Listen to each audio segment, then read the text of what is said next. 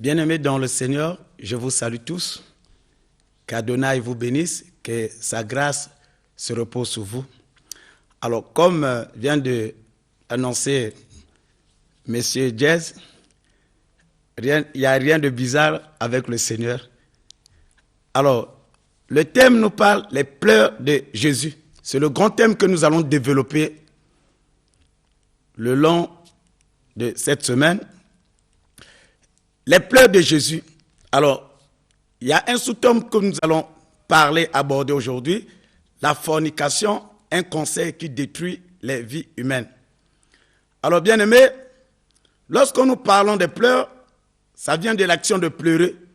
C'est déplorer les fautes de quelqu'un, ses égarements ou ses malheurs. Alors, la Bible nous dit que Jésus a eu à pleurer 2 fois. Devant la mort de Lazare, nous sommes dans Jean chapitre 11, le 35e verset, et dans Luc chapitre 19, le 41e verset, comme il s'est approché de la ville de Jérusalem, en la voyant, Jésus pleura sur elle.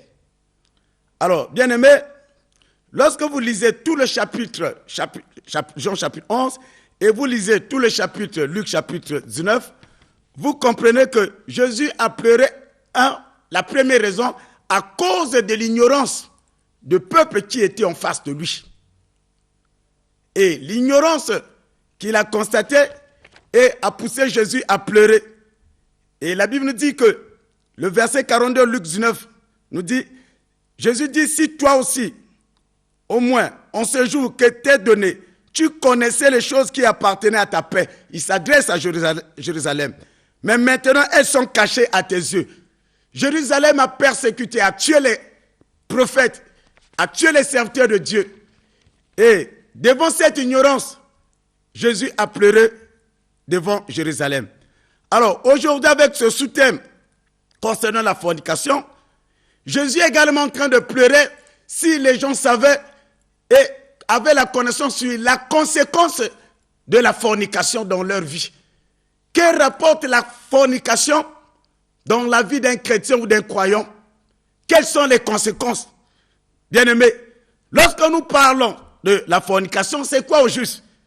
La fornication, c'est avoir les rapports, les relations sexuelles avant le mariage.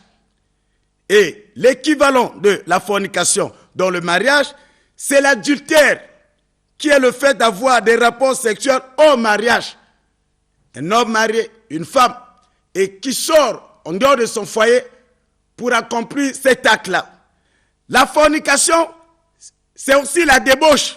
Et le mot débauche traduit toute une série de dérèglements, surtout sur le plan sexuel, exprimé en hébreu par zanash. Bien-aimé. Éphésiens chapitre 5, 18 nous dit, parle aussi de la débauche comme étant l'accès de la boisson. Romains 1, verset 26, 27, nous parle aussi de la fornication, de la débauche, comme étant l'action de l'homosexualité, le lesbianisme. Et si nous continuons, nous pouvons encore aller loin, la masturbation, et tout ça là, ça rentre dans ce que la Bible nous appelle par la fornication ou la débauche. Bien-aimés, Éphésiens chapitre 5, verset 3, c'est le verset que nous allons lire. Écoute ce que nous dit la parole de Dieu.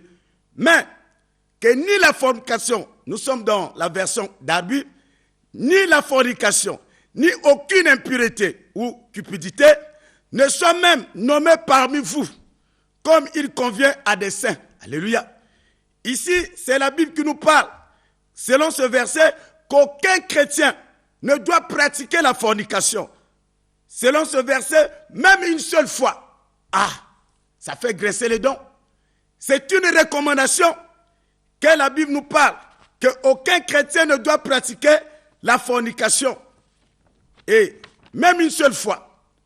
Alors, bien-aimés, nous comprenons une chose. Comme nous parlons, et étant chrétien, la Bible dit, dans Jacques chapitre 4, verset 7, la Bible nous dit ceci. La Bible nous demande de résister au diable. Nous devons nous soumettre à Dieu et résister au diable. Mais quelque part dans 1 Corinthiens chapitre 6, 18e verset, on nous demande de fuir l'impudicité.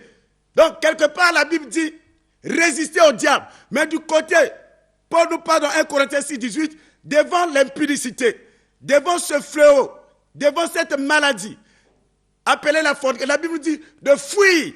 Donc, bien-aimés, ministre de Dieu, serviteurs, servantes de Dieu, chrétiens, chrétiennes, croyants. Donc, Dieu nous parle pour nous dire que devant la fornication, devant l'impudicité, il n'y a pas d'onction. Il faut fuir. Sinon, tu finiras par tomber. Bien-aimé, tu dois fuir. Là, il n'y a pas de résistance. Beaucoup de ministères ont croulé à cause de ce fléau. Beaucoup de ministères, des serviteurs de Dieu se sont fait égarer à cause de la fornication. Bien-aimé, la Bible dit il faut fuir. C'est le cas de Joseph devant la femme de Potiphar. Malgré ses promesses, malgré qu'il était une étoile, malgré Dieu l'avait choisi, mais devant la femme de Potiphar, Joseph avait fui. Et s'il n'avait pas fui, bien-aimé, ce serait un chaos. Joseph ne devait pas arriver là où le Seigneur l'avait promis. Joseph ne devait pas parvenir au terme de sa mission. Il a compris une chose, que devant la fornication, devant cette provocation, il devait fuir.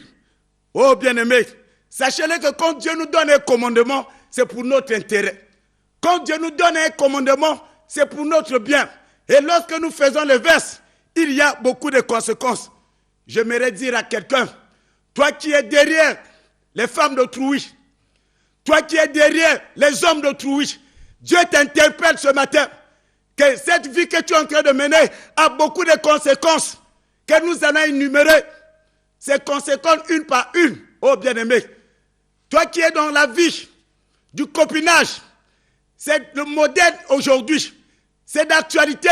Lorsqu'on n'a pas de copain, même si on est chrétien, alors il se passe beaucoup de choses. Aujourd'hui, l'église se retrouve dans la bouillabaisse, le pasteur dans la fornication, le peuple de Dieu dans la fornication. Il y a le 2 à 2 dans l'église, dans les administrations. On ne connaît pas qui est femme mariée, on ne connaît pas qui est homme marié. Oh bien-aimé, Jésus est en train de t'interpeller. Jésus est en train d'attirer ton attention. Réveille-toi. Là où tu es, tu te retrouves. Tu es à la merci de la reine des impudiques, dont la Bible nous parle, dans Apocalypse, que les rois de la terre se sont enivrés du vin de son impudicité. Au moment que je déclare, toi qui se retrouve dans ce piège, que Jésus te retire au nom de Jésus-Christ. Sors de la fornication, sors de cette vie de l'adultère. Sinon, un malheur va te rattraper, au bien-aimé. Écoute ce que nous dit la parole de Dieu. Maintenant, qu'est-ce qui va arriver à celui qui est plongé dans ce fléau? Que nous dit la Bible? La Bible est claire, bien-aimé. La Bible nous dit ceci. Les conséquences, le numéro 1, Éphésiens chapitre 5, verset 5, nous dit que aucun impudique et idolâtre n'irriteront jamais le royaume de Dieu. Donc, quand tu es dans l'impudicité, quand tu es dans la fornication, quand tu es dans l'idolâtrie, le royaume de Dieu, tu ne pourras même pas parvenir à ce royaume. Et tu connais, et qu'est-ce qui va s'en suivre? Apocalypse 14, verset 8. Apocalypse 17, 2 et Apocalypse 18, 3 nous dit que la débauche, c'est une idolâtrie, car elle place la jouissance sensuelle au-dessus de Dieu. Bien-aimé, le deuxième élément, que nous allons dans Éphésiens 5, verset 6, que quand tu es dans cette vie, sache-le que tu attires la colère de Dieu.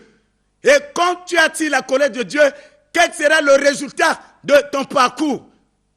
Bien-aimé, quand la colère de Dieu, la Bible est claire, la colère de Dieu a frappé dans 2 Samuel chapitre 6, au 7e verset, Uza. Et Uza a été tué sur place.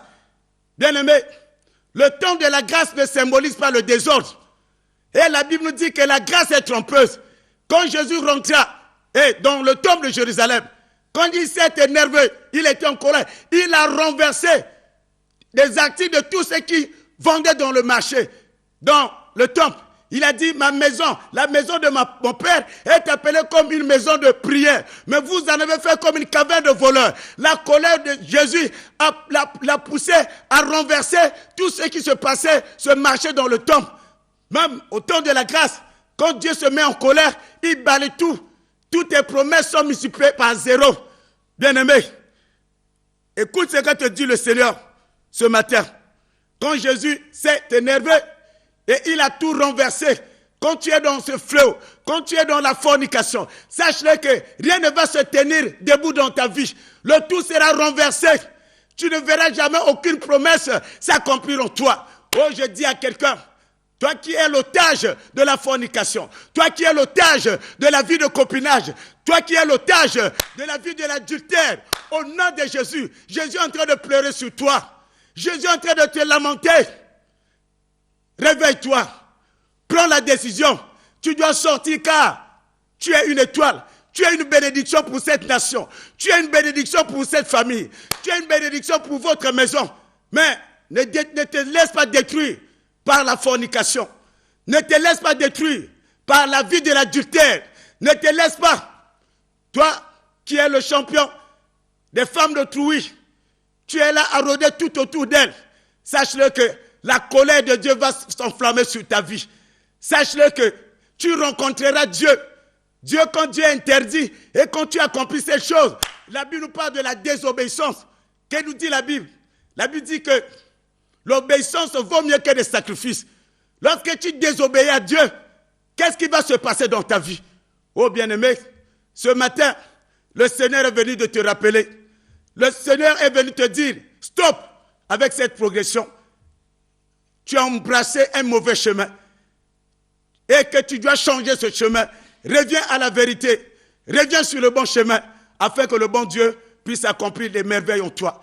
Alors, bien-aimé, tu as compris avec quelques éléments et que nous allons développer dans la prochaine prédication. Et le grand thème nous parle des pleurs de Jésus. Jésus est en train de pleurer sur la vie de ses serviteurs, la vie de ses chrétiens, la vie du peuple de Dieu, le peuple qui a abandonné le vrai chemin, mais est entre les mains de l'ennemi, est entre les mains de Jézabel, est entre les mains de la reine des impudiques, qui est en train de les manipuler nuit et jour. Beaucoup de foyers ont été désertés à cause de la fornication. Beaucoup de foyers, les enfants qui se sont retrouvés sans père, sans parents, à cause de cette vie de la fornication. La Bible dit, il envoya sa parole et sa parole est guérie. Je crois à ta guérison. Je crois, Jésus a touché ton cœur et en cet instant, tu prends la décision. Merci, que Dieu vous bénisse. Nous allons continuer à parler et à décortiquer qu'est-ce que produit, quelle est la conséquence de la fornication. Cette vie que tu es en train d'emmener, qu'est-ce qui te réserve le Seigneur? Le ciel te réserve quoi? Merci. Nous allons nous retrouver le dimanche prochain. Que Dieu vous bénisse. Alors, si vous voulez me joindre, je suis au 06 663 71 52. Que la grâce d'Emmanuel vous accompagne et l'église se retrouve au quartier général à Douar. Lorsque nous faisons face à Kitélé, tout juste là où les policiers s'arrêtent pour contrôler les entrées de véhicules, et vous allez voir une grande pancarte, on a écrit « Église la vie en Jésus-Christ ». Alors, Dieu vous bénisse, vous serez la bienvenue si vous pouvez nous joindre. Et nous avons 6 cultes qui commencent de 8h et le dernier culte jusqu'à 17h30. Que la grâce d'Emmanuel vous accompagne. Je bénis l'Église corps de Christ, je bénis notre nation, je bénis toutes les autorités, je bénis la grande famille de la vie en Jésus-Christ, la grande famille de MEDEP, la grande famille de Dieu et Lumière. Que la grâce vous accompagne. Je n'oublie pas le studio 210, vous qui êtes en train de faire un grand travail. Que la grâce accompagne les caméramans, les techniciens. Et je n'oublie pas le coordonnateur de l'émission. Que Dieu vous bénisse. On est ensemble. Que Jésus vous aime beaucoup. Merci, à la prochaine.